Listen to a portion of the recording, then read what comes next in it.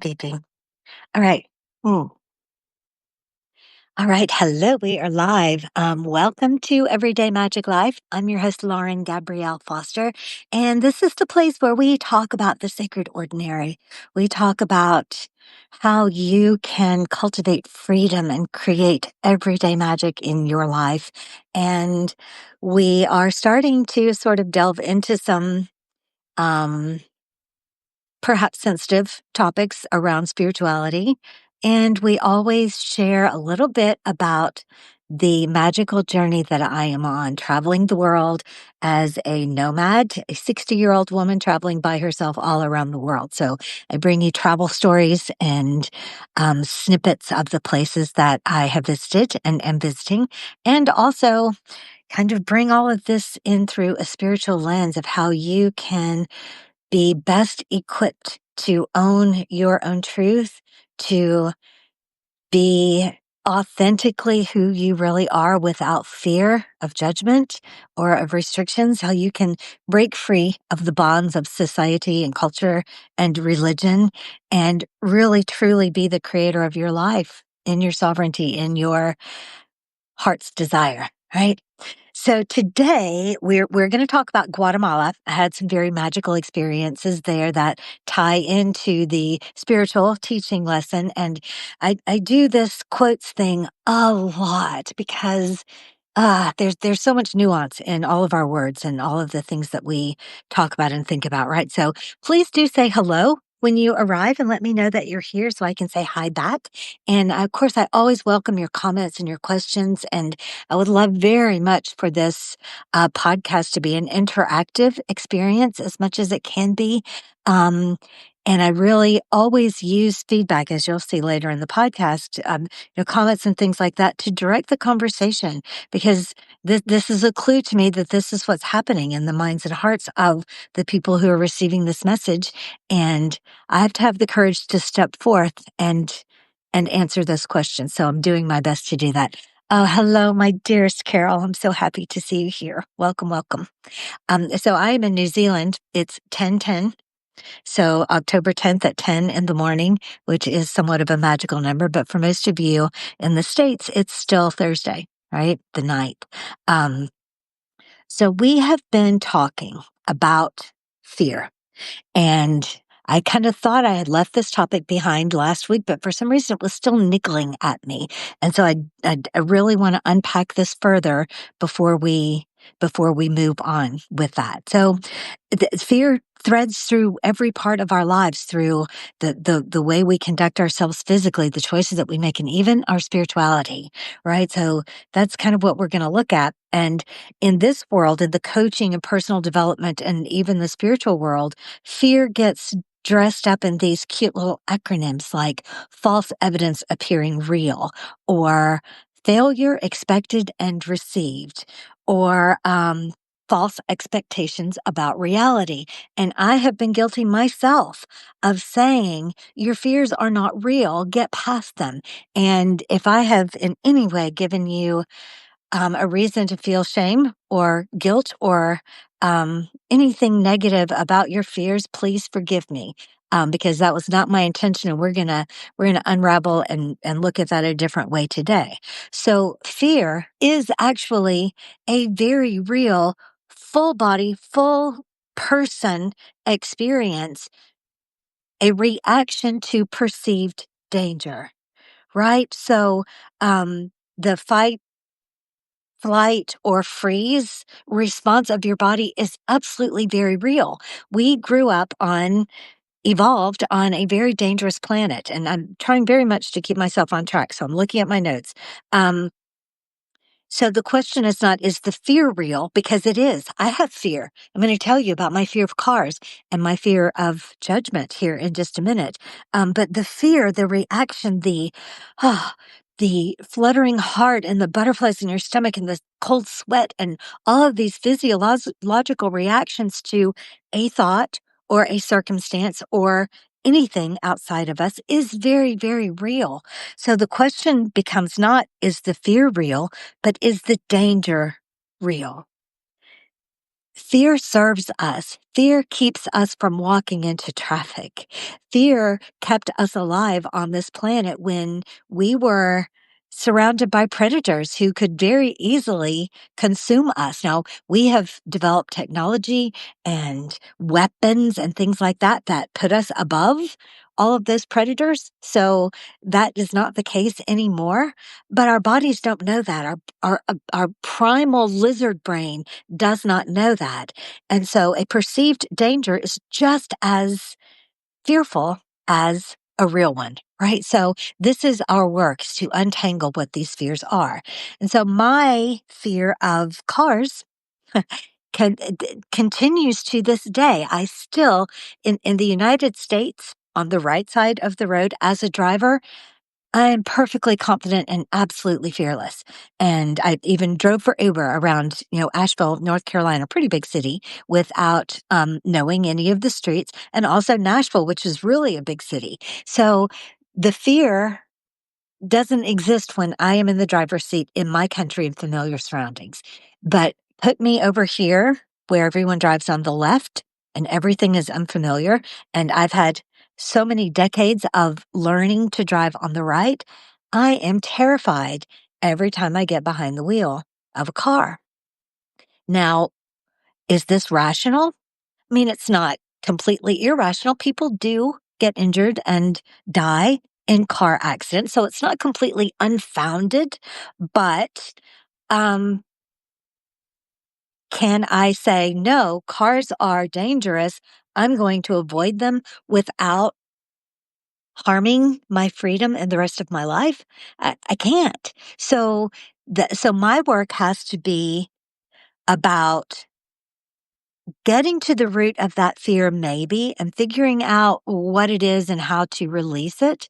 But the best way of doing that is by facing it and proving to myself that everything is okay, that I am safe behind the wheel of the car, that more than likely nothing terrible is going to happen to me out there, and that living in fear and restriction and constriction is absolutely not a choice that I'm willing to make. So my only other choice is to face that fear and move beyond it. And I'm not afraid in an Uber or a taxi or a bus or an airplane or train. So all of these other modes of transportation are absolutely beautiful for me. I love them very, very much. So this is the fear that I face in my daily life and work through it all the time, right? So I don't really have to know why. Maybe it was because I was in an accident with my mother when I was, 12 or 13 years old, and that's somehow affecting my psyche. Doesn't help me to know why. It only helps me to know how I can get through it and past it and make it so that this fear is not in charge of my life, right? But at the same time, I'm not afraid of facing it. I'm not ashamed of it. I'm not letting it define any part of my life, right? So there's a field of thought out there that there's only two kinds of fears. One is the fear of death, and the other is the fear of rejection. And there may be some truth to that, but I happen to believe that human beings are much, much more complex than that, and that there are other categories. But those two things do encompass a lot of our fears. And the way that we look at death and the way that we feel about our place in the world, these are really big things. So let's kind of unpack that a little bit. And this is going to move us into my second fear, the fear of judgment, the fear of attack, the fear of maybe even rejection. Because when I am out here speaking my truth about how I'm refusing to accept any religious label, I'm refusing to be put into any box, I'm refusing to be confined to a very narrow path of spirituality, then I get comments like, in our last live, or a recent live, we were talking about prayer and deities. And someone said, prayer is communicated. I want to read it to you exactly. Prayer is all about God, our Savior. And another one where I was urged to read the Bible, read the Old Testament, and told this feels like worshiping the creature instead of the creator. Now, these land to me like passive aggressive attacks from people who believe that there's only one way, and they want me to believe that there's only one way also, right? And I grew up very immersed in the Christian church until, my teenage years. Then that's a completely different story that I've told many other times. If you're interested, we can go and find that. But um, I still have a fear that I am being blasphemous, that I am breaking the rules. And this is what the big organizations that came along when we began to be a society that had rulers and authorities and governments. And we evolved into this place where there was a ruling class and a common class. And the ruling class said, you have to follow the rules even when we're not watching because God is watching. What better way to control a society, right? And then we have if you don't follow the rules, when you die, you will burn in hell, or you will have some other punishment because you didn't do things right while you were here on this planet. So, using fear, the fear of what's going to happen to us after death, or fear of punishment, fear of judgment, fear of retribution in order to control us, right? So, there's no easy answers in this, and I am not offering answers. I am offering questions. Ask yourself what it is you need to be saved from, right? And ask yourself if these fears are based on any real danger, and how are they inhibiting your freedom to be and do and grow and create in the way that you want to, right? And so in answer to the am I worshiping the creature instead of the creator? To me, they are one and the same. To me, my creator, the magic that beats my heart, that makes the grass grow, that animates this beautiful little pup at my feet, there is no difference. There's no separation between all of this yummy, beautiful, amazing magic that exists in every atom and the creator. They're one and the same. And so reverence for this life is also reverence for the creator of this life.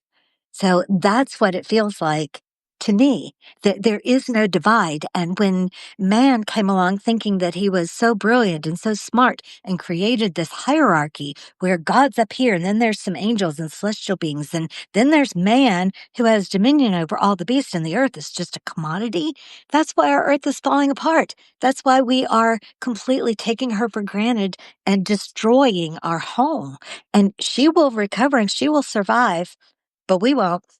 We will abuse our earth into our own extinction, and then possibly the earth will be inherited by some more worthy species. Or maybe we will begin to band together and hear these messages and do something different and reverse this so that our children, our grandchildren, and their grandchildren have a planet to live on, right? So this went a completely different direction than it was meant to. We came here to talk about fear. Came here to talk about how we get to address and decide what the dangers are and if the dangers are real, and to then manage our response to whatever it is that is affecting our well-being and our choices and the way that we're moving forward in life, right? Okay, so we got through all of that. The fear of rejection actually has some basis in our evolutionary tract, because when we were just being here, evolving on this planet, again, it was very dangerous, and our survival depended on us being a part of a community and being able to help one another, and safety in numbers and all of that. And I get a lot of my feeling about how our prehistoric ancestors lived from Jean Auel's books. They're called the Earth Children series, and they're fiction, but she was a fantastic researcher and did a wonderful job of bringing in as much history as she could find from archaeological evidence and things like that. And in the Clan of the Cave Bear and the Mammoth Hunters, they talk about the curse of death that is when someone really, really commits a terrible crime, the shaman or the leader or both can curse the person with death, which just means that no one sees them. Everyone pretends as if they are not there, that that's just their spirit, that they're really dead, right? And that, so they're completely ostracized and banished. And that means that they don't get shared food, they don't get shared resources.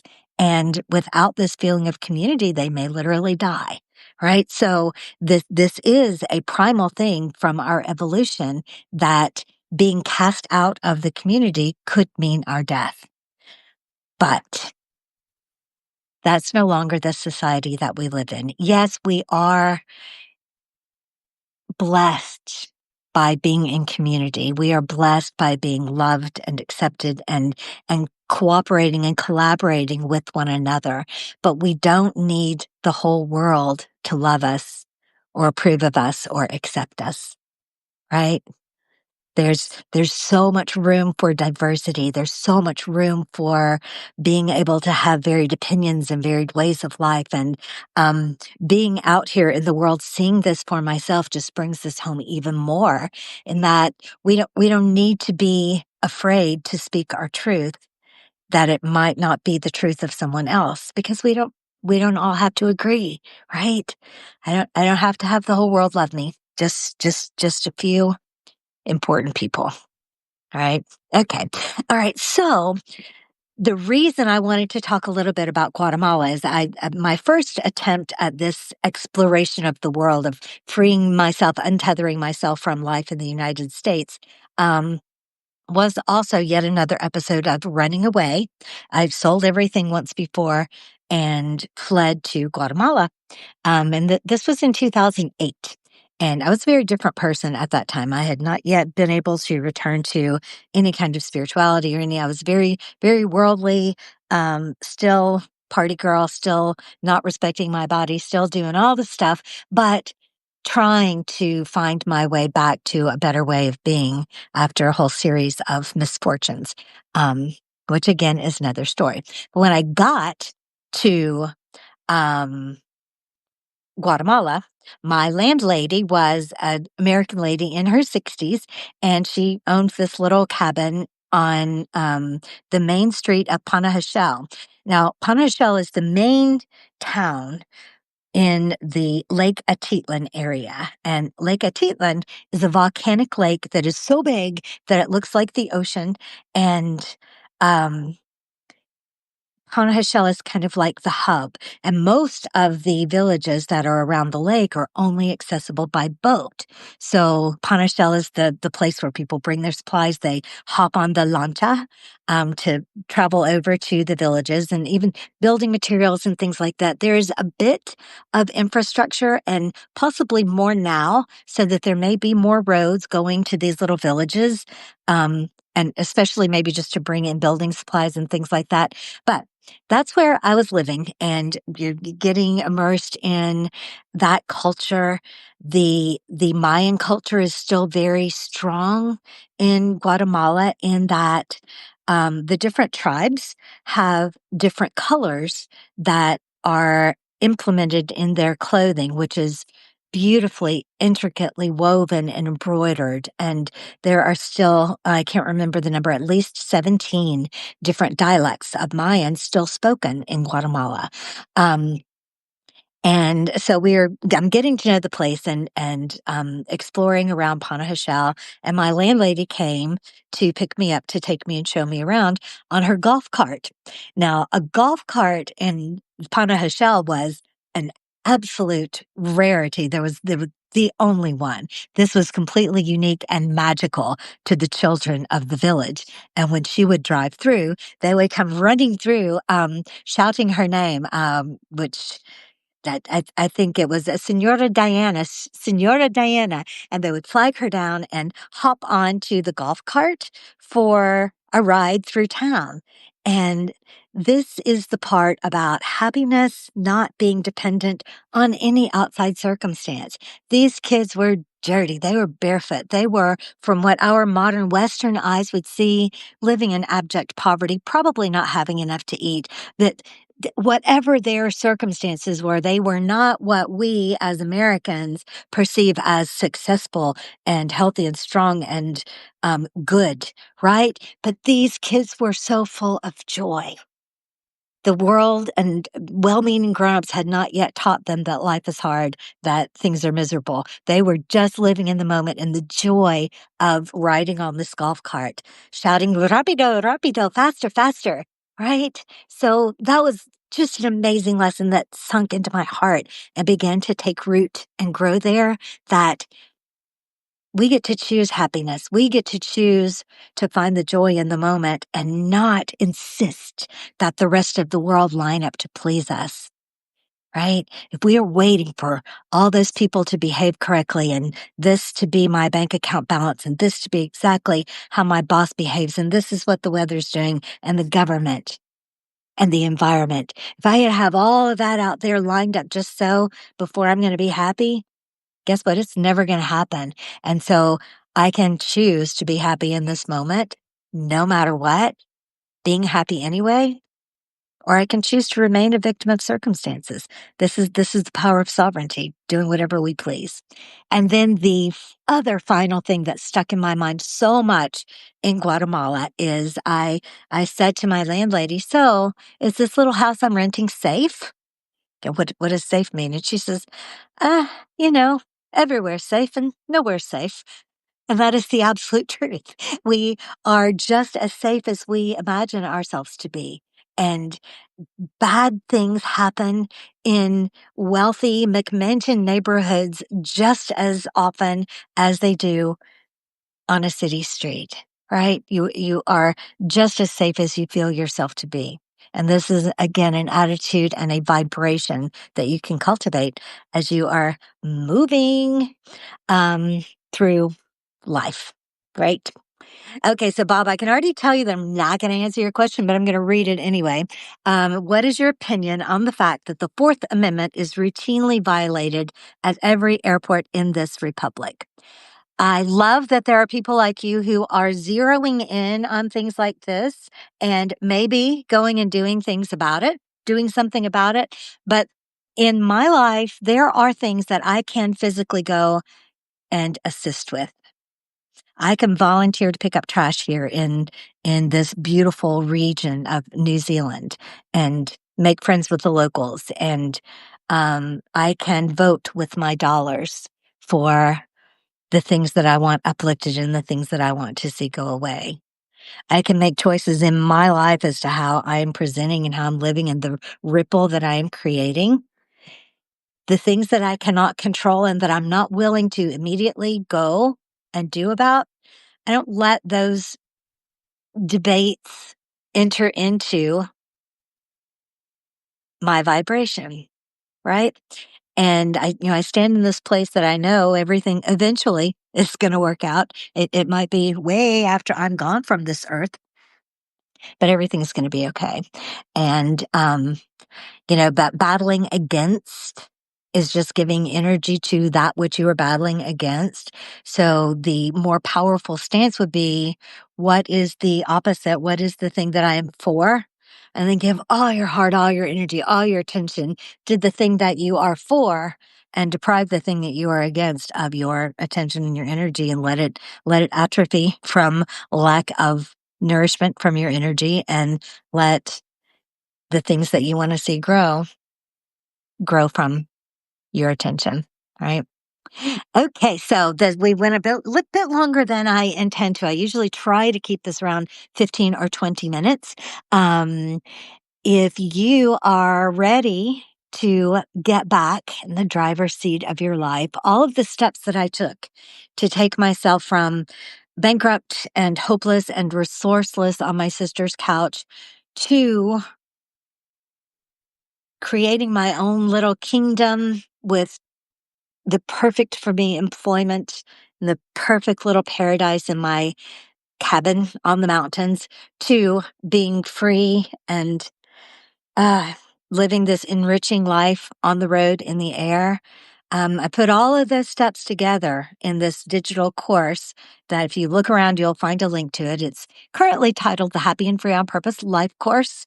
And there is currently a coupon code to get that course for only $55. The coupon code is podcast. PODCAST in all capital letters.